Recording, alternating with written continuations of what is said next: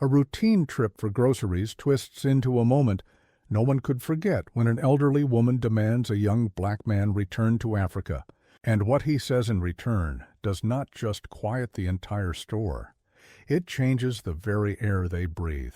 The supermarket vibrated with the quiet symphony of daily life, a chorus of rumbling carts and hushed conversations as shoppers navigated the familiar aisles, their minds on lists and evening plans. It was a bright, clear afternoon in a cozy corner of Crestwood, the kind of place where faces were familiar and greetings were warm. But on this day, the comfortable rhythm of the ordinary was about to shatter in a way nobody saw coming. Over by the glistening fruits and vegetables, an elderly woman, likely cresting her late 70s, fiddled impatiently with her spectacles. She carried an aura of agitation, whispering to herself as her hand darted out for a bag of crisp apples. Her well-worn knit cardigan and the meticulous pinning of her silver hair painted a picture of a harmless grandmother. But the venom that came next was anything but. A young black man, tall and relaxed in a navy hoodie and jeans, came toward the very same display, his own hand reaching for a net of bright oranges. His name was Elias, and he moved with a quiet confidence, a man at ease in his world, seamlessly part of the store's gentle flow. He was looking down, tapping out a message on his phone with one hand while holding a grocery basket in the other. And that's when the peace was broken. The elderly woman snapped her head around, her eyes locking onto Elias, and her face curdled into a mask of bitter disdain. It was not a subtle shift. Her eyes narrowed to slits, her mouth cinched into a tight, unforgiving line. "You people have no business being here," she declared, her voice sharp and loud enough to slice through the ambient hum and reach the ears of several nearby shoppers. Elias stopped cold, his thumb frozen above the screen of his phone. As he slowly looked up, she pressed her attack, her words dripping with a cold, cutting venom. "Why don't you just go back to Africa, where you came from?" Instantly, the atmosphere in the aisle grew heavy, almost difficult to breathe. You could feel the shift as a nearby couple froze, their hands hovering over a carton of berries, exchanging wide-eyed, uncomfortable looks. Others nearby suddenly became intensely interested in the expiration dates on their yogurts, desperate to pretend they were deaf. The gentle pulse of the grocery store flatlined, replaced by a tense, ringing silence that stretched for an eternity. Elias's first reaction was a flicker of pure shock, his brow knitting together, and for a heartbeat it seemed an angry retort would fly from his lips. But it didn't. Instead, a slow, deliberate breath entered his lungs, his expression becoming a calm, unreadable mask, as if he were carefully weighing the gravity of 1,000 possible replies. The woman, clutching her apples like a shield, stood her ground, her posture rigid with unapologetic defiance. The tension was a physical presence, a palpable thing that everyone in that aisle could feel pressing in on them. A young mother instinctively pulled her child closer, steering her cart away from the unfolding scene, while a man studying potatoes glanced over, his eyes filled with a nervous anticipation, waiting to see what would happen next. The silence that hung in the air was heavier than any shout, a silent stage being set for a confrontation that would unfold in a way no one could have predicted. For a long moment, Elias remained perfectly motionless, his knuckles white around the handle of his grocery basket. It felt as if the entire world had shrunk to this single aisle, every background noise fading to a dull drone, every pair of eyes fixed on him. The sheer ugliness of the woman's words lingered in the air, a foul odor that no one could simply walk away from. The elderly woman refused to yield, her stance a fortress of conviction, as if she expected nothing less than his immediate retreat. She gave a self-righteous tug on her cardigan, her chin jutted out in a silent dare for him to challenge her. A few feet away, a young store employee, in the middle of stacking a pyramid of bananas, was frozen in place, his face a portrait of uncertainty, trapped between the urge to intervene and the instinct to disappear. A cashier leaned far over her counter, craning her neck to see what had caused the sudden rupture in the day's routine. The circle of onlookers didn't step closer, but they didn't disperse either. They had become unwilling witnesses, and now they had to see it through. Elias finally lifted his gaze to meet the woman's, his face still a mask of calm, but his eyes were deep pools of thought. A storm of responses surely raged within him. He could yell, he could curse, he could storm out, but you could see that none of those paths felt true to him. The pressure of the moment was immense, but instead of cracking under it, he gave himself that one more centering breath. He switched his basket to his other hand, a simple, deliberate motion, and then he straightened his spine, seeming to grow taller, his presence expanding to fill the suffocating silence. His voice, when it finally emerged, was not loud, but it was so clear and measured that it cut through the tension like a hot knife through butter.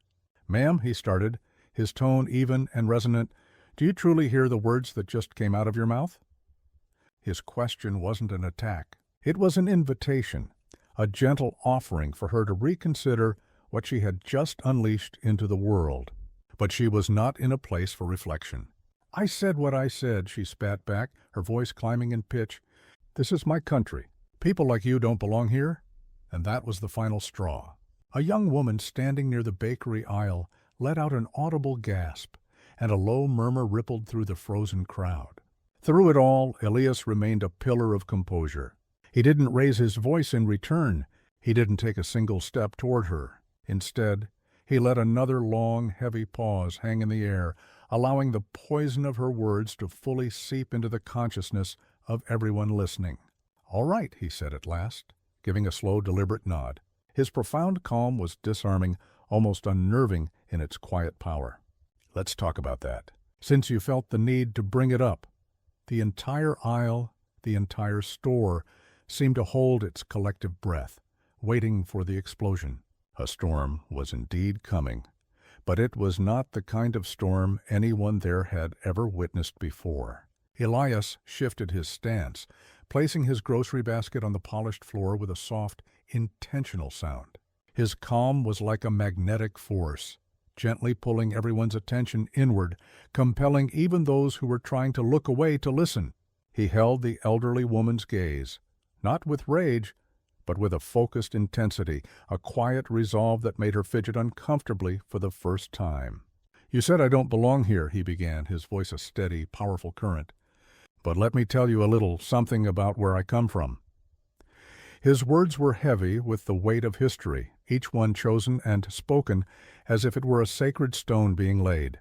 "My great-great-grandfather," he said, pausing just long enough for the image to form in their minds, "was born in Alabama. He was a sharecropper who spent his life working land that was never his, breaking his body from sunup to sundown so that his children might taste a life just a little bit better than his own. His father," he continued, "was a slave, stolen, beaten, and sold like he was livestock. And why? To help build the very foundations of the nation you're standing in right now." The woman's lips pressed together into a thin white line, but she offered no reply. The crowd, however, was captured, spellbound. A man who had been scrolling on his phone near the dairy case slid it into his pocket, giving Elias his complete attention. An older couple leaned into each other, whispering, but their eyes never left his face. "My grandfather," Elias's voice grew stronger, richer. "He fought in World War II. He fought for a country that shipped him to the other side of the world to face bullets and fire, only to treat him like he was less than human when he returned.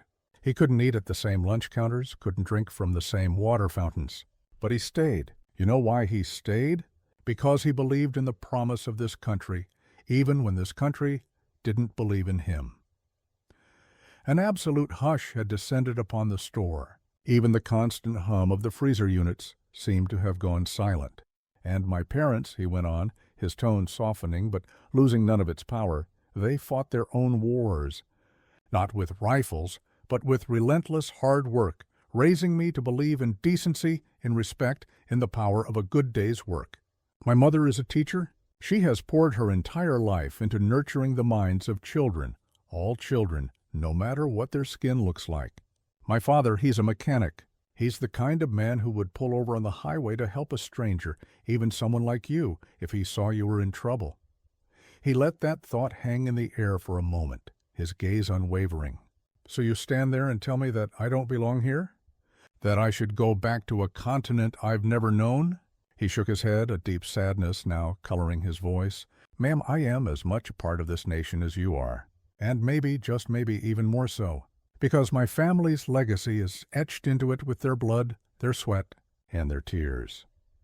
The elderly woman's face was now a blotchy red, and her hands, still clutching the bag of apples, began to tremble. She opened her mouth, perhaps to argue, but the words wouldn't come. They were caught somewhere in her throat. Elias took a small step back, his incredible composure still intact. "I could have just walked away," he said, his voice now carrying out to the entire silent audience. "But what good does that do anyone? Ignorance doesn't vanish in silence. It just grows. It is the duty of every single one of us to be better than this. To be better than these kinds of words." The immense weight of his speech settled over the crowd, but the story was not finished. The reaction of the onlookers would now speak volumes. The silence that followed Elias's final word was profound, almost sacred. For a few heartbeats the world stood still. The elderly woman's face was a chaotic storm of emotions. You could see the anger warring with embarrassment, and beneath it all, something new and fragile that looked almost like shame. Her eyes darted around the faces in the crowd, a desperate search for a single ally, but she found none. A man in his 50s, wearing a baseball cap, took a hesitant step forward. "He's right," the man said, his voice quiet but clear, shattering the stillness. "We all have to be better than this." His simple affirmation was like a key turning in a lock. Near the frozen vegetables, an older woman nodded her head, her eyes misty. "My father served in that same war," she said, her voice trembling with emotion. "He used to say the only color that ever mattered was the red, white, and blue of the flag." The low murmurs of agreement started to swell into a quiet chorus of support. The young cashier, a woman barely out of her teens, called out from her register, "I have never seen anyone handle something so awful with so much class. Thank you." The elderly woman, now looking pale and utterly flustered, gripped the handle of her shopping cart. She never said the words, "I'm sorry," but the raging fire in her eyes had been extinguished, replaced by the dull embers of defeat. Her voice, when it finally emerged, was a weak, pleading whisper. "I didn't mean—" she began, but she couldn't finish the thought. Elias turned back to her, and the intensity in his expression had softened into something gentler. "It's not about what you meant," he said, his voice kind. "It's about what your words do. Words have power, and our actions have even more." From the deli counter, a man in a white apron began to clap, a slow, solitary sound that broke the remaining tension. For a moment it was just him, but then another person joined, and another, and the sound grew from a hesitant patter into a genuine rolling wave of applause. The people were clapping not just for Elias's powerful words, but for the profound courage it took to meet hatred, not with more hatred, but with unshakable dignity. The elderly woman took one last haunted look at the faces around her, her own face as white as a sheet, before she quietly turned her cart and pushed it toward the automatic doors at the front of the store. As she retreated, a few people moved toward Elias, not to crowd him, but to offer a quiet word of support. One woman gently placed a hand on his arm and said, "Thank you. You said what needed to be said." Elias managed a small, tired smile, bending to pick up his basket from the floor. "Sometimes," he murmured, almost to himself, "it's not about winning an argument. It's just about making sure the truth gets a chance to be heard." The crowd slowly began to melt back into the aisles, but the tense, ugly energy in the air had been replaced by a quiet, shared sense of reflection. Some shoppers looked inspired, others were deep in thought, but it was clear that every single person who had witnessed the exchange had been changed in some small, meaningful way. The moment itself was over, but the echo of Elias's words was just beginning to spread. As the shoppers resumed their routines, the energy in the supermarket felt undeniably altered, more subdued, more mindful. Elias calmly finished gathering his groceries, his movement steady and deliberate as he seemed to process the gravity of what had just unfolded. The intensity of the confrontation had not broken him, but it had clearly left him in a state of deep reflection. When he reached the checkout lane, the young cashier who had called out to him scanned his items, offering a small, respectful smile. "What you did back there," she began, pausing for a moment before finding her words, "that really meant something." People don't usually stand up for themselves like that. Not with that much grace. Elias returned her smile, his voice warm and low. Sometimes grace is the only weapon that can actually break down a wall. Anger just builds more of them. Outside, the sun was beginning its slow descent, painting the parking lot in long, dramatic shadows. As Elias walked toward his car, he saw the elderly woman from the store, still sitting in her own vehicle, her hands locked in a white-knuckled grip on the steering wheel. He considered for a moment walking over, but he chose not to. Some lessons, he knew, needed time and silence to truly take root, and he had already said everything that needed to be said. Later that evening, Elias found himself at his kitchen table, sharing the story of his day with his father. His father, a man who chose his words carefully, listened with a quiet, focused intensity, his weathered hands clasped together on the table. "You did the right thing, son," his father said when he had finished, his voice full of a deep rumbling pride. "You didn't just do it for yourself. You did it for everyone who was standing there watching. A person like that, she might not change her whole life overnight. But you planted a seed today, and sometimes that's the best you can do. You just have to plant the seed and trust that it will grow." Elias nodded, his father's words settling deep within him. He understood then that the encounter, as painful and ugly as it was, had been a necessary one. Ignorance never heals on its own. It must be met with truth. Silence is the soil where hatred is allowed to fester. Miles away in another part of town, the elderly woman sat alone at her own dining table, staring blankly at the plate of food she hadn't touched.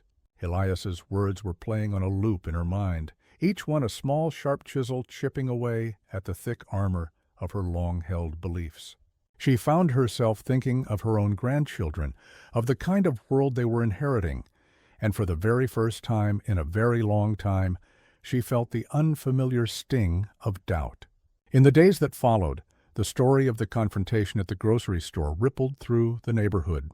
People spoke of Elias's response, of his quiet courage, and of the incredible dignity he displayed under fire. It evolved from a mere incident into something more, a shared lesson, a community-wide reminder of the immense power of words and the profound importance of standing for what is right. Elias never sought any recognition for what he had done, but his actions created waves of change in ways he could never have anticipated. Complete strangers would approach him on the street to express their gratitude, often sharing their own quiet battles with prejudice. His solitary stand had ignited countless conversations, dialogues that had been dormant for far too long. The elderly woman, too, began to change. It wasn't a sudden, dramatic transformation, but a slow, quiet questioning of the certainties she had held on to for decades. She didn't know if she would ever have the chance to see Elias again, but she hoped that if she did, she would finally find the courage to apologize. Moments like these serve as a powerful reminder of the enduring strength of kindness and truth in the face of hatred. They teach us that standing up for ourselves doesn't always require a shout. Sometimes it means speaking calmly with unwavering conviction and allowing the truth to do the heavy lifting. To all of you watching, let this be your reminder. Your words and your actions are powerful. They can be used to wound, or they can be used to heal. They can create division, or they can build bridges. If this story has touched you, please don't forget to like, subscribe, and share it with others. Because together we can amplify these messages of hope, courage, and understanding. And in doing so, we can all help to build a better world.